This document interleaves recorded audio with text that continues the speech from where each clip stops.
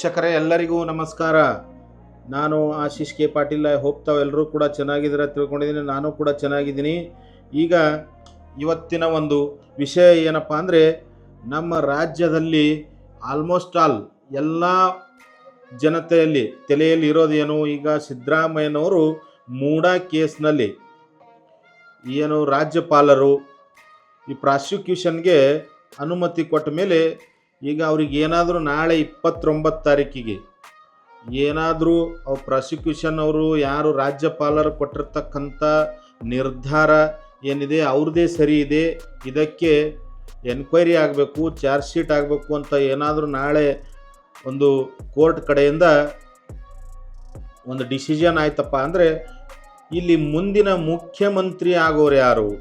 ಈಗ ಏನಾದರೂ ಸಿದ್ದರಾಮಯ್ಯನವರು ಹೀಗೆ ವಿಳಂಬ ಮಾಡ್ತಾ 1 ವರ್ಷ 1.5 ವರ್ಷ ಹೀಗೆ ಒತ್ತಿದ್ರು ಇದೇ ಕೇಸಲ್ಲಿ, ಹೀಗೆ ಕೇಸ್ ಲಡಸ್ಕೋತ ಡೇಟ್ ಮೇಲೆ ಡೇಟ್. ಹಾಗೆ ಇವರು ಕೂಡ ಅಷ್ಟು ಸರಳವಾಗಿ ಈ ಒಂದು ಸಿದ್ದರಾಮಯ್ಯನವರು ಕೂಡ ಅಷ್ಟು ಸರಳವಾಗಿ ಈ ಒಂದು ಇದಕ್ಕೆ ತಲಿಬಾಗೋದಿಲ್ಲ. ಆದರೂ ಕೂಡ ಇಲ್ಲಿ ಏನಾಗ್ತಾ ಇದೆ ಅಂದರೆ, ಈಗ ಸಿದ್ದರಾಮಯ್ಯನವರು ಏನು ಒಪ್ಪಂದದ ಪ್ರಕಾರ ಆಗಲಿ ಇಲ್ಲ ಈ ಒಂದು ಕೇಸಲ್ಲಿ ಮೂಡ ಕೇಸಲ್ಲಿ ಅವರ ವಿರುದ್ಧ ಏನಾದರೂ ಚಾರ್ಜ್ ಶೀಟ್ ಆಗಿ ಏನಾದರೂ ಸಾಬೀತಾದರೆ ಈ ಒಂದು ಮುಖ್ಯಮಂತ್ರಿ ಹುದ್ದೆಯನ್ನು ತ್ಯಜಿಸಬೇಕಾಗುತ್ತೆ. ಅದಕ್ಕಾಗಿ ಮುಂದಿನ ಮುಖ್ಯಮಂತ್ರಿ ಯಾರು ಅನ್ನೋದು ಈಗ ಪ್ರಶ್ನೆಯಾಗಿದೆ ಎಲ್ಲರಿಗೆ. ಕಾಂಗ್ರೆಸ್ ಪಕ್ಷದಲ್ಲಿ ಮುಂದಿನ ಮುಖ್ಯಮಂತ್ರಿ ಆಗುವಂತಹ ಅಭ್ಯರ್ಥಿ ಯಾರು ಅನ್ನೋದು ಒಂದು ದೊಡ್ಡ ಪ್ರಶ್ನೆಯಾಗಿ ಉಳಿದಿದೆ.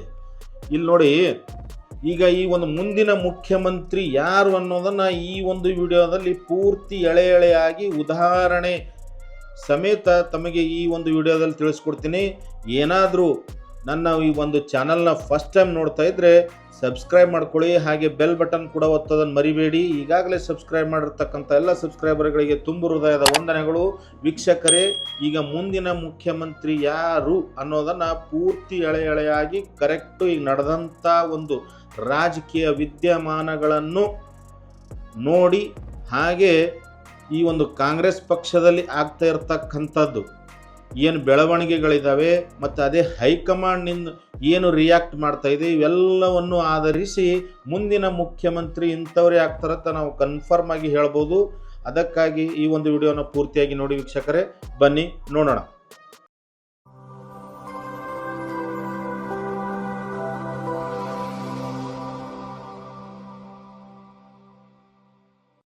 ಈಗ ತಮಗೆಲ್ಲ ಗೊತ್ತಿರೋ ಹಾಗೆ ಮುಖ್ಯಮಂತ್ರಿಯವರು ಸಿದ್ದರಾಮಯ್ಯನವರು ಈ ಒಂದು ಮೂಡ ಹಗರಣದಲ್ಲಿ ಏನು ರಾಜ್ಯಪಾಲರು ಏನು ಪ್ರಾಸಿಕ್ಯೂಷನ್ಗೆ ಅನುಮತಿಯನ್ನು ಕೊಟ್ಟಿದ್ದಾರೆ. ಈಗ ನಾಳೆ 29ನೇ ತಾರೀಕು ಕೋರ್ಟಲ್ಲಿ ಅದರ ಬಗ್ಗೆ ಒಂದು ಚರ್ಚೆ ಇದೆ. ಆ ಚರ್ಚೆಯಲ್ಲಿ ಈ ಕೋರ್ಟ್ ಏನಾದರೂ ರಾಜ್ಯಪಾಲರು ಕೊಟ್ಟಿರ್ತಕ್ಕಂಥ ಪ್ರಾಸಿಕ್ಯೂಷನ್ಗೆ ಕೊಟ್ಟಿರ್ತಕ್ಕಂಥ ಏನು ನಿರ್ಧಾರ ಇದೆ, ಇದು ಕರೆಕ್ಟ್ ಇದೆ, ಇವರ ಬಗ್ಗೆ ಮುಂದೆ ಎನ್ಕ್ವೈರಿ ಆಗಬೇಕು ಅಂತ ಏನಾದರೂ ಒಂದು ನಿರ್ಧಾರವನ್ನು ಪ್ರಕಟಿಸಿದರೆ, ಇಲ್ಲಿ ಸಿದ್ದರಾಮಯ್ಯನವರು ಒಂದು ನೈತಿಕ ಒಂದು ಹೊಣೆಯನ್ನು ಹೊತ್ತು ಇಲ್ಲ ಏನಾದರೂ ಇದೇ ಒಂದು ಕೇಸಲ್ಲಿ ಹೀಗೆ ಮುಂದೂ ಕೂಡ ಒರಿಬೋದು. ಅವರು ಇದು ವಿಳಂಬ ಆಗುತ್ತೆ, ಈ ಕೇಸಲ್ಲಿ ಚಾರ್ಜ್ ಶೀಟ್ ಆಗಿ ಅವರೆಲ್ಲ ಸಾಬೀತಾಗಿ ಇದೆಲ್ಲ ಆಗಲಿಕ್ಕೆ 1.5 ವರ್ಷ ಆಗುತ್ತೆ. ಇದು ಏನು ಒಪ್ಪಂದ ಆಗಿದೆ ಅಂತೇನೋ ದೆಹಲಿ ಮೂಲಗಳಿಂದ ತಿಳಿದು ಬರ್ತಾ ಇತ್ತಲ್ಲ, ಒಂದು ಮೊದಲಿನ ಒಂದು 2.5 ವರ್ಷ ಸಿದ್ದರಾಮಯ್ಯನವರು, 2.5 ವರ್ಷ ಆದಮೇಲೆ DK ಶಿವಕುಮಾರ್ ಅವರು ಹೀಗೇನು ಒಪ್ಪಂದ ಆಗಿದೆ ಅಂತ ಒಂದು ಸುದ್ದಿ ಬರ್ತಾ ಇತ್ತು ಡೆಲ್ಲಿಯಿಂದ. ಆ ಒಪ್ಪಂದದ ಪ್ರಕಾರವೇ ಸಿದ್ದರಾಮಯ್ಯನವರು ಒಂದು ರಾಜೀನಾಮೆಯನ್ನು ಕೊಡಬೇಕಾಗುತ್ತೆ ಮುಖ್ಯಮಂತ್ರಿ ಹುದ್ದೆಗೆ. ಈಗ ಇದು ಈ ಕೇಸಲ್ಲಿ ಅಲ್ಲದೆ ಇದ್ದರೂ ಈ ಒಂದು ಒಪ್ಪಂದದ ಪ್ರಕಾರವೇ ಕೊಡಬೇಕಾಗುತ್ತೆ. ಮತ್ತು ಈ ಒಂದು ಆರೋಪ ಈಗ ಒಂದು ಮೂಡ ಹಗರಣ ಏನಿದೆ ಈ ಒಂದು ಕೋರ್ಟಲ್ಲಿ ಒಂದು ಚಾರ್ಜ್ ಶೀಟ್ ಆಗಿ ಅವ್ರ ಹೆಸರು ಏನಾದರೂ ಉಲ್ಲೇಖ ಆಯ್ತಪ್ಪ ಅದರಲ್ಲಿ ಅಂದರೆ, ಆವಾಗಲೂ ಕೂಡ ಒಂದು ಇವ್ರು ಯಾಕಂದರೆ ಕಾಂಗ್ರೆಸ್ ಪಕ್ಷದಿಂದ ಒಂದು ಮುಖ್ಯಮಂತ್ರಿ ಆದವರು. ಈಗ ಡೆಲ್ಲಿ ಒಂದು ಅರವಿಂದ್ ಕೇಜ್ರಿವಾಲ್ ಅವ್ರದ್ದು ಬೇರೆ, ಆ ಒಂದು ಪಕ್ಷನೇ ಬೇರೆ. ಇಲ್ಲಿ ಕಾಂಗ್ರೆಸ್ ಪಕ್ಷದಲ್ಲಿ ಆ ರೀತಿ ಆಗೋದಿಲ್ಲ. ಒಂದು ಚಾರ್ಜ್ ಶೀಟಲ್ಲಿ ಹೆಸರಾದಮೇಲೆ ಇವರು ಒಂದು ರಾಜೀನಾಮೆಯನ್ನು ಕೊಡಬೇಕಾಗುತ್ತೆ. ಅಷ್ಟು ಸರಳವಾಗಿ ಇವರು ಕೂಡ ಈ ಒಂದು ತಪ್ಪನ್ನು ಹೆಗಲ ಮೇಲೆ ಇಟ್ಕೊಂಡು ಒಂದು ಹುದ್ದೆಯಿಂದ ಸರಿಯುವಂಥ ರಲ್ಲ ಸಿದ್ದರಾಮಯ್ಯನವರು. ಹೀಗೆ ಒಂದು ಕಾನೂನಾತ್ಮಕ ವಿಳಂಬ ಮಾಡ್ತಾ ಒಂದು 2.5 ವರ್ಷ ತಲುಪ್ಬೋದು. ಮತ್ತೆ ಮುಂದಿನ 2.5 ವರ್ಷ ಯಾರಾಗ್ಬೋದು ಮುಖ್ಯಮಂತ್ರಿ ಏನು ಇದನ್ನು ಸಿದ್ದರಾಮಯ್ಯನವರು ಡಿಸೈಡ್ ಮಾಡ್ತಾರಾ, ಏನು ಹೈಕಮಾಂಡ್ನವರು ಡಿಸೈಡ್ ಮಾಡ್ತಾರಾ, ಏನು ಶಾಸಕರು ಎಲ್ಲರೂ ಕೂಡಿ ಡಿಸೈಡ್ ಮಾಡ್ತಾರಾ? ಈಗ ಇದು ಒಂದು ಏನು ಎಲ್ಲ ಒಂದು ಹೇಳಿಕೆಗಳು ಎಲ್ಲ ಒಂದು ಏನು ನಡೀತಾ ಇದೆ ಕಾಂಗ್ರೆಸ್ ಪಕ್ಷದಲ್ಲಿ ಒಂದು ಆಧರಿಸಿ ನೋಡಬೇಕಾದ್ರೆ ಈಗ ಸದ್ಯಕ್ಕಂತೂ ಈಗ ಸಿದ್ದರಾಮಯ್ಯನವರು ಆದಮೇಲೆ ಡಿ ಕೆ ಶಿವಕುಮಾರ್ ಅವರು ಒಂದು ಮುಖ್ಯಮಂತ್ರಿ ಹುದ್ದೆಗೆ ಬರ್ತಾರೆ ಅನ್ನೋದು ಎಲ್ಲ ರಾಜ್ಯದ ಜನತೆ ಒಂದು ತಲೆಯಲ್ಲಿದೆ. ಆದರೆ ಇಲ್ಲಿ ಈಗ ಸದ್ಯಕ್ಕಂತೂ ಈಗ ಇವತ್ತೇ ಒಂದು ಸಿದ್ದರಾಮಯ್ಯನವರು ರಾಜೀನಾಮೆ ಕೊಟ್ಟರೆ ನಾಳೆ ಆ ಜಾಗಕ್ಕೆ ಡಿ ಕೆ ಶಿವಕುಮಾರ್ ಅವರು ಬರೋದಿಲ್ಲ. ಅವರಿಗೆ ಆದಂಥ ಒಂದು ಕಾನೂನಾತ್ಮಕ ಅವರ ಮೇಲೆ ಒಂದು ಬಹಳಷ್ಟು ಕೇಸ್ಗಳಿದ್ದಾವೆ, ಅದರಿಂದ ಹೊರಗೆ ಬರಬೇಕು, ಅವರಿಗೆ ಟೈಮ್ ಬೇಕು. ಅದಕ್ಕಾಗಿ ನಾಳೆನೇ ಅವರಿಗೆ ಕೂಡಿಸಿದ್ರೆ ಇಲ್ಲಿ ಸೀನೆ ಬೇರಾಗುತ್ತೆ. ಇಲ್ಲಿ ಬೇರೆ ಸಿದ್ದರಾಮಯ್ಯ ಬಣದವರು ಬಹಳ ಬಂಡಾಯ ಅಂತೂ ಬಹಳ ನಿಶ್ಚಿತ. ಅದಕ್ಕಾಗಿ ಇಲ್ಲಿ ಮುಖ್ಯಮಂತ್ರಿ ಆಗೋರು ಯಾರಪ್ಪ ಅಂದರೆ ಒಬ್ಬರೇ ಒಬ್ಬರು. ಈಗ ಎಲ್ಲ ಬಣದ ಎರಡೂ ಬಣದ ಶಾಸಕರು ಎಲ್ಲರೂ ಒಪ್ಪುವಂಥ ವ್ಯಕ್ತಿ ಯಾರಪ್ಪ ಅಂದರೆ ಮಲ್ಲಿಕಾರ್ಜುನ್ ಖರ್ಗೆ ಅವರು. ಮಲ್ಲಿಕಾರ್ಜುನ್ ಖರ್ಗೆ ಅವರು ಮುಂದಿನ ಒಂದು ಮುಖ್ಯಮಂತ್ರಿ ಆಗೋದು ನಿಚ್ಚಳವಾಗಿ ಗುರುತಾಗ್ತಾ ಇದೆ. ಏಕೆಂದರೆ ಈಗ ನೋಡಿ, ಅಲ್ಲಿ ಒಂದು ರಾಷ್ಟ್ರ ಮಟ್ಟದಲ್ಲಿ ರಾಜಕಾರಣದಲ್ಲಿ ಈಗ ವಿರೋಧ ಪಕ್ಷದ ನಾಯಕರಾಗಿ ರಾಹುಲ್ ಗಾಂಧಿ ಅವರಿದ್ದಾರೆ. ಅಲ್ಲಿ ಅವರನ್ನೇ ಒಂದು ಮುನ್ನೆಲೆಗೆ ತಂದು ಅವರನ್ನೇ ಪುಷ್ ಮಾಡಿ ಈಗ ಮಲ್ಲಿಕಾರ್ಜುನ್ ಖರ್ಗೆ ಅವರನ್ನು ರಾಜ್ಯಕ್ಕೆ ಮತ್ತೆ ಮರಳಿ ಕಳಿಸುವಂಥ ಈ ಒಂದು AICC ನಿರ್ಧಾರ ಮಾಡಿದಂತ ಕಾಣಿಸ್ತಾ ಇದೆ. ಯಾಕಂದರೆ ಈಗ ನೋಡಿ, ಇಲ್ಲಿ ರಾಜ್ಯಕ್ಕೆ ಮರಳಿ ಕಳಿಸ್ಬೇಕಾದ್ರೆ ಹಾಗೆ ಕಳಿಸ್ಲಿಕ್ಕೆ ಬರೋದಿಲ್ಲ, ಏನಾದರೂ ಹುದ್ದೆಯನ್ನು ಕೊಡಬೇಕು. ಈಗ ಅವರು ಮಲ್ಲಿಕಾರ್ಜುನ್ ಖರ್ಗೆ ಅವರು ಒಂದು ಕಾಂಗ್ರೆಸ್ ಪಕ್ಷದಲ್ಲಿ ಎಲ್ಲ ಒಂದು ಉನ್ನತ ಹುದ್ದೆಗಳು ಎಲ್ಲ ಅನುಭವಿಸಿಬಿಟ್ಟಿದ್ದಾರೆ. ಒಂದು ಮುಖ್ಯಮಂತ್ರಿ ಆಗೋದನ್ನು ಬಿಟ್ಟು ಅವರು ಎಲ್ಲವನ್ನು ಅನುಭವಿಸಿಬಿಟ್ಟಿದ್ದಾರೆ. ಅದಕ್ಕಾಗಿ ಈಗ ಅವರಿಗೆ ಈ ಒಂದು ಮುಖ್ಯಮಂತ್ರಿಯನ್ನಾಗಿ ಮಾಡಿ ಇದಕ್ಕೆ ಡಿ ಕೆ ಶಿವಕುಮಾರ್ ಅವರು ಕೂಡ ಒಪ್ಪಿದ್ದಾರೆ ಎನ್ನುವ ಒಂದು ಸುದ್ದಿಗಳು ಬರ್ತಾ ಇದ್ದಾವೆ. ಅವರು ಕೂಡ ಒಪ್ತಾರೆ. ಈಗ ಡಿ ಕೆ ಶಿವಕುಮಾರ್ ಅವರಿಗೇನು ಈಗ ಅವರ ಒಂದು ಈಗ ಮಲ್ಲಿಕಾರ್ಜುನ್ ಖರ್ಗೆ ಅವರು ಮುಖ್ಯಮಂತ್ರಿ ಆದರೆ ಅವರ ಒಂದು ಕೇಸ್ಗಳು ಒಂದು ಮುಗಿಸ್ಕೊಳ್ಳಿಕ್ಕೆ ಎಲ್ಲವೂ ಕೂಡ ಅವರಿಗೆ ಅನುಕೂಲ ಆಗುತ್ತೆ. 1-2 ವರ್ಷ ಮಲ್ಲಿಕಾರ್ಜುನ್ ಖರ್ಗೆ ಅವರು ಇರಲಿ, ಮುಂದೆ ನನಗೆ ಕೊನೆಯದಾಗಿ 1-1.5 ವರ್ಷ ನನಗೆ ಕೊಡ್ರಿ, ಮತ್ತೆ ನಾನು ಮುಂದೆ 2028ರಲ್ಲಿ ಪಕ್ಷವನ್ನು ಅಧಿಕಾರಕ್ಕೆ ತರ್ತೀನಿ, ತಂದ ಮೇಲೆ ಬೇಕಾದರೆ ನನಗೆ ಮುಂದೆ ಫುಲ್ ಟೈಮ್ ಕೊಡಿ ಅನ್ನೋ ಒಂದು ಬೇಡಿಕೆಯನ್ನು ಕೂಡ AICC ಮುಂದೆ ಇಟ್ಟಿದ್ದಾರೆ ಅನ್ನೋ ಸುದ್ದಿಗಳು ಬರ್ತಾ ಇದೆ. ಇಲ್ಲಿ ಮಲ್ಲಿಕಾರ್ಜುನ್ ಖರ್ಗೆ ಅವರು ಮಾಡಿದ್ರೆ ಶಾಸಕರು ಕೂಡ ಒಪ್ತಾರೆ, ಸಿದ್ದರಾಮಯ್ಯ ಬಣದವರು ಕೂಡ ಎಲ್ಲರೂ ಕೂಡ ಒಪ್ತಾರೆ, ಹಾಗೆ ಡಿ ಕೆ ಶಿವಕುಮಾರ್ ಬಣದವರು ಕೂಡ ಎಲ್ಲರೂ ಒಪ್ತಾರೆ. ಒಂದು ಹಿರಿಯರು ಮತ್ತು ಒಂದು ಹೈಕಮಾಂಡ್ನ ಶಿಸ್ತಿನ ಸಿಪಾಯಿ, ಪಕ್ಷದ ಒಂದು ನಿಯತ್ತಾಗಿ ಕಾಂಗ್ರೆಸ್ ಪಕ್ಷಕ್ಕೆ ಯಾವಾಗ ಅವರು ರಾಜಕೀಯ ಸ್ಟಾರ್ಟ್ ಆಗಿದೆ ಆವಾಗ ಹಿಡಿದು ಕಾಂಗ್ರೆಸ್ ಪಕ್ಷಕ್ಕೆ ಯಾವುದೇ ಒಂದು ಕಪ್ಪು ಚುಕ್ಕೆ ಬರದ ಹಾಗೆ ನಡೆದುಕೊಂಡಿರ್ತಕ್ಕಂಥ ವ್ಯಕ್ತಿ. ಅದಕ್ಕಾಗಿ ಈ ಒಂದು ಮಲ್ಲಿಕಾರ್ಜುನ್ ಖರ್ಗೆ ಅವರಿಗೆ ಮುಂದಿನ ಮುಖ್ಯಮಂತ್ರಿ ಮಾಡಿದ್ರೆ ದಲಿತ CM ಅನ್ನೋ ಒಂದು ಕೂಗು ಏನು ಬಹಳಷ್ಟು ದಿವಸದಿಂದ ಬಹಳ ಒಂದು ಕೂಗಿದೆ ಕರ್ನಾಟಕ ರಾಜ್ಯದಲ್ಲಿ, ಆ ಒಂದು ಕೂಗನ್ನು ಕೂಡ ಒಂದು ಸರಿಪಡಿಸಿದಾಗ ಆಗುತ್ತೆ. ಈ ಒಂದು ಮಲ್ಲಿಕಾರ್ಜುನ್ ಖರ್ಗೆ ಅವರಿಗೆ ಒಂದು ರಾಜಕಾರಣಕ್ಕೆ ಮರಳಿ ತಂದಂತಾಗುತ್ತೆ ಅನ್ನೋ ಒಂದು ಇದಕ್ಕಿದ್ದಾರೆ. ಇಲ್ಲಿ ಡಿ ಕೆ ಶಿವಕುಮಾರ್ ಅವರು ಯಾಕೆ ಈ ಸದ್ಯಕ್ಕೆ ಪಟ್ ಅಂಥೇಳಿ ಈಗ ಸಿದ್ದರಾಮಯ್ಯನವರು ಆದ ತಕ್ಷಣ ಅವರಿಗೆ CM ಮಾಡಿದ್ರೆ ಅದು ಸೀನೆ ಬೇರೆ ಆಗುತ್ತೆ, ಬಹಳ ಒಂದು ದೊಡ್ಡ ಬಂಡಾಯನೇ ಆಗುತ್ತೆ. ಅದಕ್ಕಾಗಿ ಅವರಿಗೂ ಕೂಡ ಅವರ ಮೇಲೆ ಒಂದಿಷ್ಟು ಕೇಸ್ಗಳಿದ್ದಾವೆ.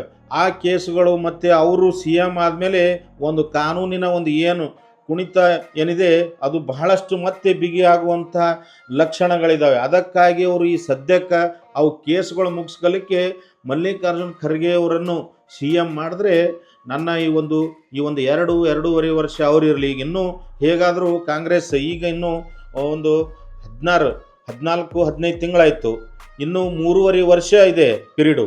ಅದಕ್ಕಾಗಿ ಇಲ್ಲಿ 2.5 ವರ್ಷ ಮಲ್ಲಿಕಾರ್ಜುನ್ ಖರ್ಗೆ ಅವರು CM ಆಗಿರಲಿ, ಮುಂದೆ ಉಳಿದಂಥ 1-1.5 ವರ್ಷ ನನಗೆ ಕೊಡಿ, ಮತ್ತು ನಾನು ಮುಂದೆ ಒಂದು ಕಾಂಗ್ರೆಸ್ ಪಕ್ಷ ಅಧಿಕಾರಕ್ಕೆ ತರುವಂಥ ಕೆಲಸ ಮಾಡ್ತೀನಿ. ಈಗ ಡಿ ಕೆ ಶಿವಕುಮಾರ್ ಅವರು ಈ ಸದ್ಯಕ್ಕೆ ಏನಾದರೂ ಪಟ್ಟಂತ ಹೋಗಿ CM ಈಗ ಸಿದ್ದರಾಮಯ್ಯನವ್ರ ನಂತರ ಅವರೇ CM ಅಂತ ಕೂತ್ರೆ ಇಲ್ಲಿ ಒಂದು ಅವರ ಹೆಗಲ ಮೇಲೆ ಒಂದು ಬದ್ನಾಮಿ ಏನಪ್ಪ ಅಂದರೆ ಇವರಿಗೆ ಒಂದು ಅಹಿಂದ ನಾಯಕನನ್ನು ಒಂದು CM ಕುರ್ಚಿಯಿಂದ ಕೆಳಗಿಳಿಸಿ ಅವರು ಕೂತಿದ್ದಾರೆ ಅನ್ನೋ ಒಂದು ಬದ್ನಾಮಿ ನನ್ನ ಮೇಲೆ ಬರಬಾರ್ದು, ಅದು ಒಂದು ಕಾರಣ ಕೂಡ ಇದೆ. ಅದಕ್ಕಾಗಿ ಒಂದು ಹಳೆ ಮೈಸೂರು ಭಾಗದಲ್ಲಿ ಭಾಳ ಹೊಡೆತು ಬೀಳುತ್ತೆ. ಅದಕ್ಕಾಗಿ ಅಷ್ಟು ಸಿದ್ದರಾಮಯ್ಯನವರು ಕೂಡ ಈ ಒಂದು ಕಾನೂನಾತ್ಮಕ ಪ್ರಕ್ರಿಯೆ ಇನ್ನೂ ನಡೆಯುತ್ತೆ. ಇದು ಬಹಳಷ್ಟು ದಿವಸ ಇದು ಹೀಗೆ ನಡೆಯೋದು. ಇನ್ನು ಈಗ ಪ್ರಾಸಿಕ್ಯೂಷನ್ಗೆ ಅನುಮತಿ ಕೊಟ್ಟ ತಕ್ಷಣ ಏನಾಗೋದಿಲ್ಲ. ಆದರೂ ಈಗ ಅವ್ರದ್ದು ಒಂದು ದೆಹಲಿ ಮೂಲಗಳಿಂದ ಒಂದು ಬರ್ತಾ ಇರ್ತಕ್ಕಂಥ ಸುದ್ದಿಗಳು ಇಲ್ಲಿ ಒಂದು ಮುಂದಿನ ಮುಖ್ಯಮಂತ್ರಿಯವರಾಗಿ ಈಗ ಸಿದ್ದರಾಮಯ್ಯನವರು ನಾಳೆ ಸಿದ್ದರಾಮಯ್ಯನವ್ರ ವಿರುದ್ಧ ಏನಾದರೂ ಈ ಒಂದು ಕೋರ್ಟಿಂದ ನಿರ್ದೇಶನ ಬಂದರೆ ಇಲ್ಲಿ ಮುಂದಿನ ಮುಖ್ಯಮಂತ್ರಿ ಆಗೋದು ಮಲ್ಲಿಕಾರ್ಜುನ್ ಖರ್ಗೆಯವರು ಅನ್ನೋದು ನಿಚ್ಚಳವಾಗ್ತಾ ಇದೆ. ಹಾಗೆ ಇವೆಲ್ಲ ಸುದ್ದಿಗಳು ಒಂದು ದೆಹಲಿ ಮೂಲಗಳಿಂದ ಬರ್ತಾ ಇರೋದು. DK ಶಿವಕುಮಾರ್ ಅವರು ಕೂಡ ಒಪ್ತಾರೆ, ಎಲ್ಲ ಶಾಸಕರು ಕೂಡ ಒಪ್ತಾರೆ. ಅವರ ಒಂದು ಸೀನಿಯಾರಿಟಿಗೆ ಅವರು ಹೇಗೂ ಕೂಡ ಒಂದು ಹೈಕಮಾಂಡ್ನ ಶಿಸ್ತಿನ ಸಿಪಾಯಿ ಮಲ್ಲಿಕಾರ್ಜುನ್ ಖರ್ಗೆ ಅವರು.